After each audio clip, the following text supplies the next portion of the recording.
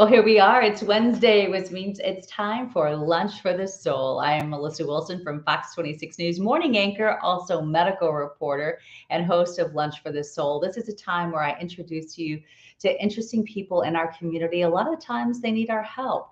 Maybe they need a pat on the back or they need our prayers. This family I'm about to introduce you to could use probably all of that. They've been through a really tough time the past few years. And I am hoping that our conversation today will open up some ideas for us all just to come together, a meeting of the minds of sort to try to help out our neighbors in need. So without further ado, let's bring in Christy and Austin Campbell. Hello, welcome to Lunch for the Soul. Thank you for having us. Christy, I was very fortunate to be able to feature a colleague of yours, and that is how your path crossed with mine, and you reached out and said, "Can you help me?" I want to start from the beginning, and Austin, we'll get to you in a minute. But Christy, I want to start with you as a mom, and I see you with your precious pumpkin here. What was it like to have little ones, and how many kids do you have? I have three, and this one's Uh-huh. my oldest. This is Okay. Austin. Okay. And then we have getting a little older, sitting up on his own. Things are going good. What were your dreams when he was this Um, age for him? eh, to strive to be the person that he was going to grow up to be. Mhm. I wanted him to follow his hopes and his dreams. No one knows what that's going to be when they're that little, but he was the love of my life, and he still is. Oh, I just see the emotion in your face when you look back. And hey, Cowboys fans, I'm from the North Texas area, so even though I live in Houston, I'm going to give you a kudos for those shirts, guys.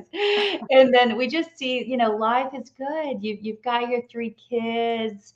Everyone's growing up, getting older, living the dream, and things are going okay. But then you guys had a tragedy that just knocked you off your feet. What happened? Um, I got a call when I was at work, and I was told that he had been shot.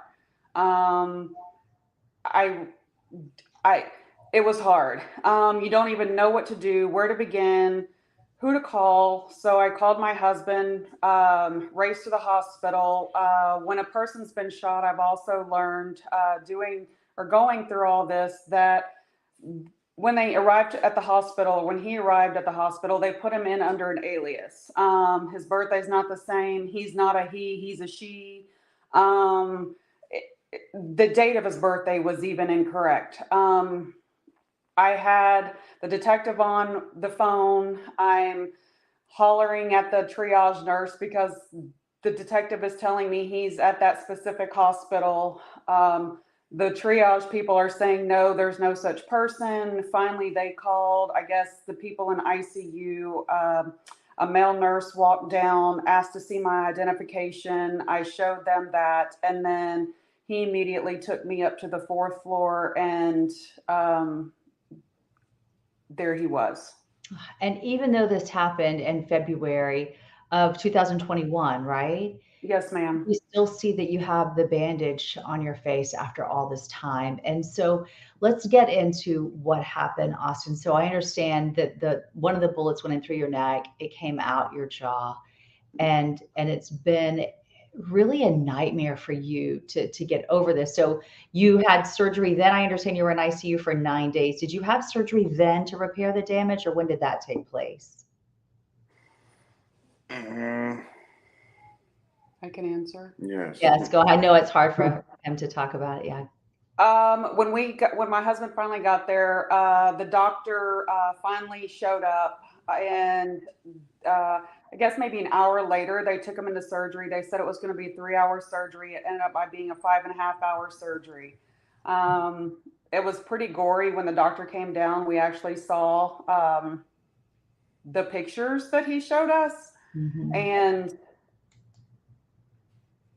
the next day, I mean, we weren't allowed to stay that night. The next day, because that was in the like prime of COVID, and oh gosh, um, it was hard. It was really hard. That was a Wednesday. Thursday, I was at the hospital from open to close. Friday, I was at the hospital from open to close. There was only one of us allowed there at the time. to remain there the whole day. My husband, his dad was there that Saturday, and then my son that you see, my other son that you see pictured there, he went on Sunday, and he was only there for, I don't know, a few hours, and then he actually was able to communicate better with Austin than we were, because Troy or Austin, I'm not sure which one, had the idea of using his phone and using the notepad on the phone to be able to communicate with each other. Um, Sunday, Code Gray, that Sunday, a Code Gray was called at the hospital because that was the freeze. The freeze was hitting. So no one was allowed to be with Austin until that next following Friday. I had communication with the hospital. The only way I was able to communicate is if I gave him a code. I was the only one with the code. And then he had a trait put in, and then that Friday, he actually was able to call me from the hospital phone. I was actually able to hear his voice at that point. It's heartbreaking. You can't do anything for them. I was at a complete and total loss. I can't even imagine. Well, what I want to warn everybody right now is I am going to share why Austin is in need now of our community to somehow come together and see if we can't help you guys out, because you're battling not having health insurance, trying to get help. So for anybody who has a weak stomach, perhaps you glance away for just a moment, but I want to show you what is under Austin's bandage. If you're okay with us sharing that, Austin, are you okay with that? So we better understand what's happening. Okay, everyone. So this is the problem.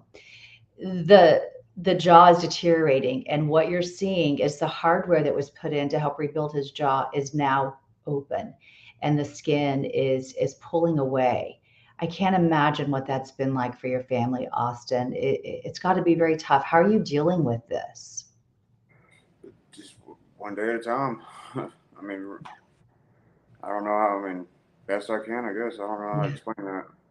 And what's tough is because you have to wear a bandage, you can't even get a job. So you not only don't have medical insurance to try to get help to have this repaired, it's, I'm sure, close to impossible to find somebody who will hire you. Is that what you're running into over and over again? Is just doors closing? I'm basically, yes, ma'am. I'm basically seen as like a liability, pretty much. Nobody wants to take in somebody with this kind of a open wound. It's hard. Yeah, of course. I can't even imagine. And Christy, how have you dealt with all of this? I know that prayer has gotten you through a lot of it. Does your faith get you through day to day? Because this isn't something that just happened and you had healing. This is an ongoing, very dramatic, painful situation. I pray every night that something will happen. Um, I don't know if I can say this. I'm Catholic, and every night, whenever I lay down, I say several prayers. So you're one of them. I didn't know where else to turn.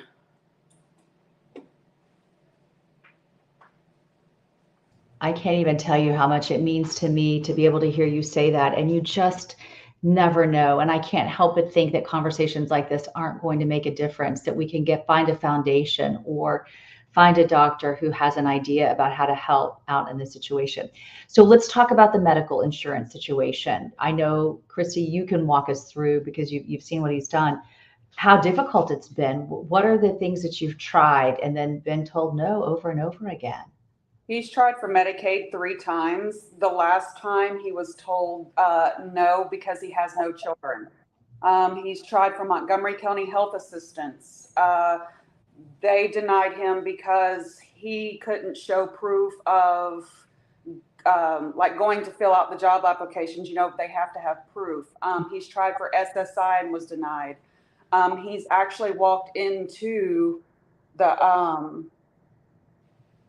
not the disability place, the one you tried, Medicaid. He's actually physically walked into Medicaid. They have seen him, and yet he was still denied. It's hard. It's literally heartbreaking. I can do absolutely nothing for him. I don't have the funds, to be able to like get him taken care of. Mhm. So what are you told when you do go to try to find help? Are you just told, no, you don't have insurance, or you would have to pay tens of thousands of dollars, maybe hundreds of thousands of dollars? I mean, it seems like a very serious surgery. What are you told, Austin? I'm basically just a simple no. I mean, like, get in. I need insurance. Get insurance. Is what I'm told. Uh, I don't know. I guess because I don't know. I also thought that if he was to try to get insurance, it's a pre-existing thing, Mhm. so they're not going to cover it. Mhm. Yeah, so you just feel like over and over again, the answer is just no. I'm sure that it's considered a very dangerous situation when you've got your skin open like that for infection. Are you having to do anything, Austin, that you feel that trying to protect it and trying to keep from germs getting into your body through those holes in your chin? I just try to keep it clean, stay clean, and it's hard to keep it wrapped up all the time because especially during the summer, it's hot, sweat, Yeah, Band-Aid of falls off. It's just course. it's I do my best to keep it covered up. That's really all I can do, and it's keep my face shaved. Mhm. And I'm just thankful that that both of you have faith to help you through this because I know it's really hard. So the person who shot you came into your home or came into where you were staying and did this.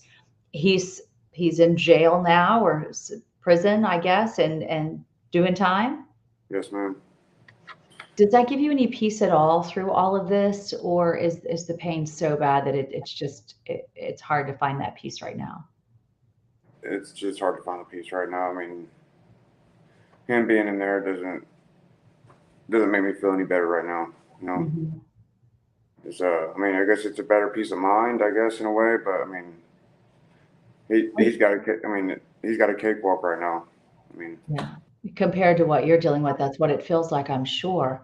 yeah, Because now that you're an adult, you're upper 20s, it's not like you could be under your parents' insurance or anything. I mean, you're really having to battle this on your own in this big world, and that is really tough. If you can't get a job, how are you going to get medical insurance? I can see where this is just a spinning wheel that you feel like you can't get off of. Has that the person who shot you, did they have remorse? Have you gotten any apologies in all of this? he's told his. I've been told by his kids that he's really sorry, but I mean, do I think he is? No, because he hasn't. I ain't got no. I ain't gotten he hasn't gotten in contact with me at all. Mhm. So I mean, until then, I don't. I don't believe it. It's hard to believe. if if people in our community are able to come forward, and I feel like a lot of the times maybe it's a job recruiter or you just never know, what are some skill sets that, or what is an industry that you might be interested in trying out, or perhaps experience that you've had in the past? Uh, Went to college and got my certificates for welding. I like automotives. Recently, I just got I was a carpenter building houses. Um, Really anything with my hands. Yeah. If I haven't done it, ain't none I can't learn. Wow, that's a good attitude right there. And the fact that you do have that experience, you never know where it might lead as well. When I feel like we get these conversations going, and Houston is an amazing place of people stepping up, I feel like, and coming forward and doing what they can. So I just think it's important for people to see the whole picture. Let's look back again. Christy, you see him, things are going great, fishing, life is good. You got your boy. What do you hope for his future now? What do you want? How do you want this to turn around for him? I want him to be accepted and to be able to live a normal life. I want him to be fixed. I want him to have a normal job. I want him to even meet somebody that would treat him right. My hopes and my dreams as being a parent is always, you always want the best for your children. And it's hard. It's whenever he was in the hospital, they offered him emergency Medicaid. You only get a certain amount, but whenever they came into hospital, the machine was breathing for him. He wasn't conscious, or he was not coherent. And the lady that came and was telling me all this information that they would do for him, they even told me at that time that I could use a part of his funds for myself mentally, you know, if I was having problems. Well, I turned that down, but then I ended up by needing help.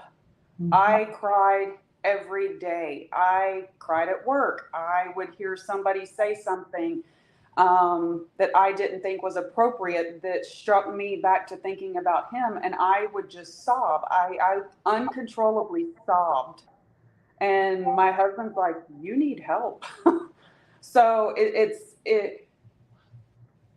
not being able to do something and wanting the best for your children, and I was at a complete and total loss. I mean, I couldn't do anything. I couldn't, and this is where we are. Yeah. When you reached out to me, I always try to walk a mile in someone's shoes, and I have two boys of my own. And I just tried to picture being that mom and not even being able to fathom what you're going through. I'm so proud of you for being strong, for staying by his side through this, for being an advocate for him, for doing what you can to speak out, to try to get him help. What have you been told by doctors of what needs to happen? Because this is more than just a small surgery, right? Correct. I've not made any of his doctor's appointments. My daughter and my other son have gone to the doctor visits with him. They speak to him. I've talked to a dentist. I had to send him to a dentist and then pay for that because one of the teeth that got affected by the gunshot, he lost 2 or 3 teeth, and then one was partially still in there. I mean, they do what they can, but without us having the financial needs, that no, his doctor won't do anything. Hmm. And so I understand that they would probably have to take some flesh from the leg and move it to the chin. Is that what they've talked to you about, The Austin? bone. The We were able to get him an MRI earlier this year, and they want to take bone from one of his legs to put here because of the metal that is his body's rejecting the metal. That's the whole thing. So unless they can get that bone, this isn't going to be fixed. Mhm. So do they need to remove that hardware then and just build it up with his own bone? And is that the So thought? I would assume that's how that works. Yeah. But I'm really not 100% sure. I do know that they have my mold and everything ready to go. They're just waiting on me to get insurance. Yeah. So what are your thoughts on moving forward? Have you all tried different types of job fairs or I'm just trying to think how our community can help. In a perfect world, how do we step up and help you all? Get him fixed so he can have a job. Yeah. Until he can get fixed, he's not going to get a job. Nobody wants that. And like he said, he wears a bandage, but that bandage only stays on for so long, and Yeah. then it starts to come off. Yeah, and I would think especially like you mentioned with the heat right now, and you work out, it sounds like most of the jobs you do is working outside, so that is going to be a very real problem. Well, I just again, I hope, I pray that our conversation will open some doors for you that will lead you to get the help that you need. How long has this particular part of it been going on? You had your surgery, I'm sure you healed. Did you have some time where you were doing really well, Austin, before this all started turning for the worse? In the very beginning, about, I don't know how long till I got my tooth pulled. Within the first, I'd say 6 months. It's about when I got my tooth pulled. That's whenever it started doing the whole switcheroo on me. Hmm. I don't know if that had anything to do with it, but I don't know. Once I got the tooth pulled, it just started dying away, and then that's whenever the metal started slowly showing, and now it's fully out. Even when I sent him to a dentist, they called me and told me that they wouldn't touch him. I had to find a different dentist that could help him. That was hard. Yeah. So it's just been one challenge after another, it sounds like. Well, again, I hope this conversation opens things up. How can people find you all? I can put my cell phone number out there. He's got a cell phone. He's got email. I'll just say right now, just so that we don't open you up to any unnecessary problems, that why don't we have people reach out to me? It's melissa.wilson@fox.com. That's on our webpage at fox26houston.com, so people can easily find me. So I'll put that out there first. And then if we find some legitimate links to you, I will pass them along. So let's start there, and we'll see if we can just get a conversation going and see if anybody has ideas to make a difference in your lives. You're both very brave to talk. I'm terribly sorry about what you've been through, but I believe in the power of prayer. And I believe that if we all come together, the Bible says when you have more than a handful of people, that it makes a difference. So let's get this going. And let's pray that you get the answers and you get some medical help and you find a job. And that's my prayer for you. We thank you for all of this. Thank you. My honor. All right. Well, you take care and stay in touch with us. Okay. Thank I you. hope to hear from our community. All right. You're brave to talk about it. Thank you again. Thank And then you. I want to encourage all of you, if you have a story idea, if you have something you would like me to feature here on Lunch for the Soul, reach out to me. I gave you my email address just a moment ago. I would love to hear from you. And again, it's a time that we just take a look at our faith. We take a look at how prayer can truly make a difference in not only our own life, but in those lives around us. I feel that Houston, again, is a beautiful community. When we come together, we can make powerful things happen. God bless each and every one of you. Thank you for being here today. And I hope to see you back here, same time, same place for Lunch for the Soul. Have a beautiful day.